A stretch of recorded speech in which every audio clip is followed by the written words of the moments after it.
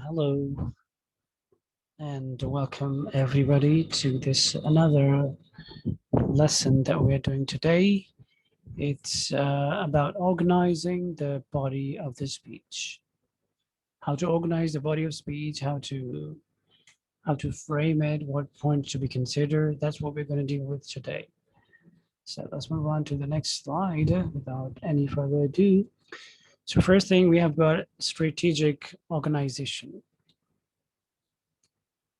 which is organizing speech to achieve particular result with particular audience. Okay, so let's move on. We have to focus main points. And what are those main points? Main points are actually major points developed in the body of speech. Now, prepare how to prepare main points.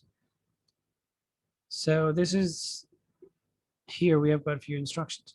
Keep points separate. Try to use the same pattern of wording. Balance time devoted to each point, I mean. So let's see what it says with next slide. First thing we have got here is chronological order, which means main points follow time pattern. Like this thing happened first, then the other thing happened, then the other thing, then the other thing. So that what we call chronological order. Don't worry, we have got an example here, so we're going to look at that too. So here, chronological order, example, building the Great Wall began during the Qing dynasty of 221 till 206 BC. New sections of Great Wall were added during the Han dynasty, 206 BC, until 220 AD. Then, Great Wall was completed during the Ming dynasty of 1368 till 1644. So that's what we see here is a timeline, is that the incidents are coded, mentioned year after year, the way they happened. First year, second year, 5 years, then 10, another decade, another century. And this way, this is how we deal with the chronological order. It's a time sequence, okay, based on the time. So let's see what we have next. Then we have another category of this, which is spatial order. Now, in spatial order, main points follow directional pattern. Now, we'll be explaining what it is. Let's see, let's move on. We have this example here.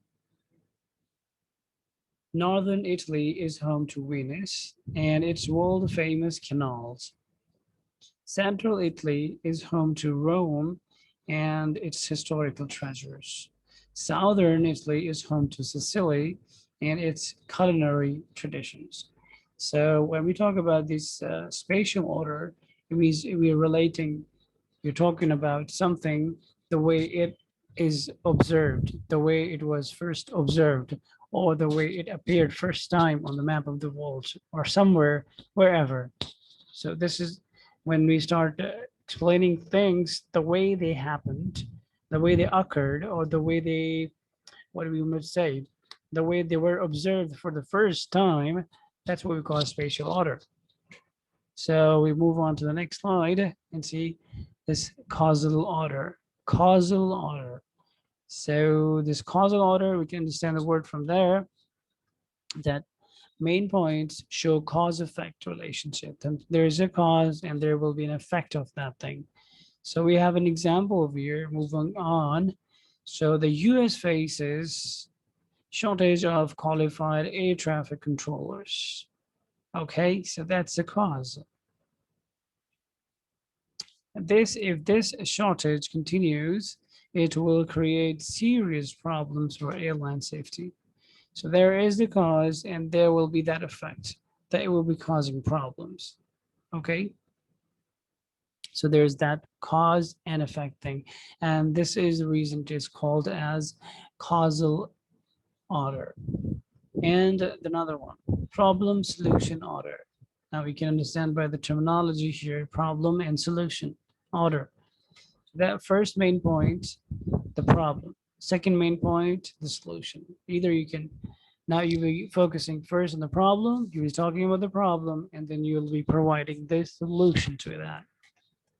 That's what we call problem solution order. Let's look at the example.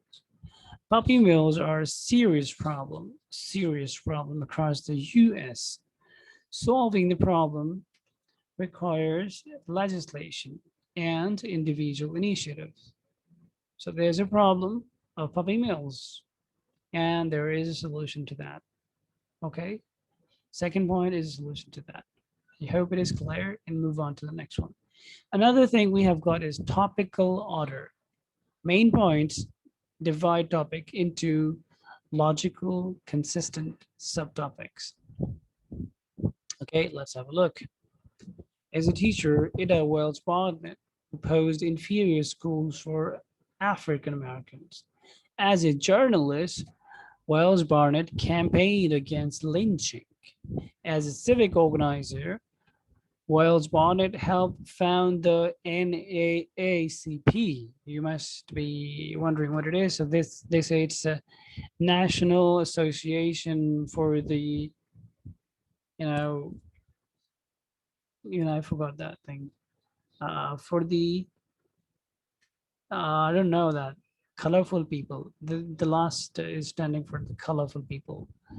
Let me tell you that. Some of you might be already aware of that, NAACC. I mean, it stands for National Association for the Advancement of, yes, colored people. Colored people. That's what we call it. And it was established in 1909. Okay. Right. So let's move on to the next one that we need to talk about is supporting material, by which we mean that material used to support speakers' ideas. All of the speakers have that material. They need that material. So let's talk about them. First thing we need is connective. What is a connective? It's a word or phrase connecting ideas. Okay. There is always need for connections, connectives, connectors, joining words, linking words. That's what we call it here.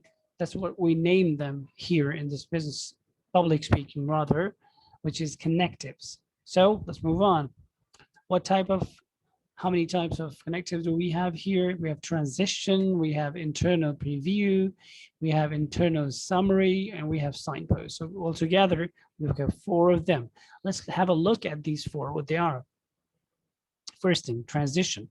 Indicates speaker has finished one thought and is moving to another. Okay, he's finished one point and he's now moving on to another one. That's it. That's what we call transition. Shifting from one place to another, moving from one place to another. Moving from one point to another is called transition. Example, now that we have a clear understanding of the problem, let me share the solution. So we have underlined stuff here. The first thing is the transition, and he's talking about that. We have this thing, and now we'll be moving on to the next one. So this is called transition phase. Let's move on to the another one. Now we have internal preview. Statements in the body of the speech indicating what speaker will say next, will discuss next. So let's have a look at the example. Internal preview in discussing how Asian Americans have been stereotyped in the mass media. First thing, we'll look first at the origins of the problem, and second at its continuing impact today.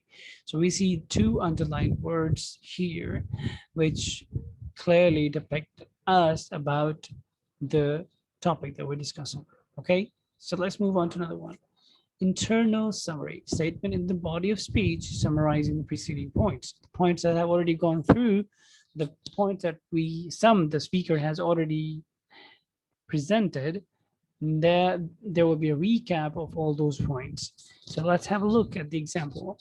First, okay, internal summary, First, we have seen that America's criminal justice system is not deterring crime, okay, it's not stopping crime.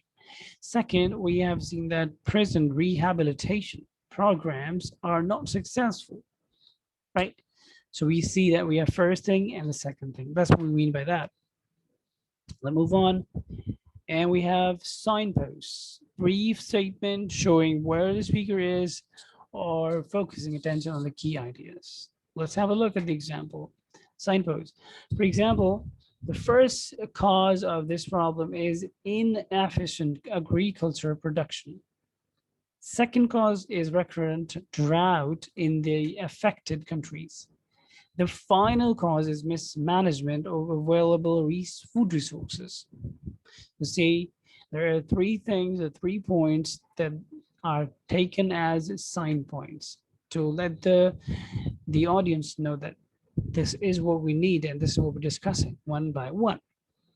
So that's it for today. I hope it has been helpful for you.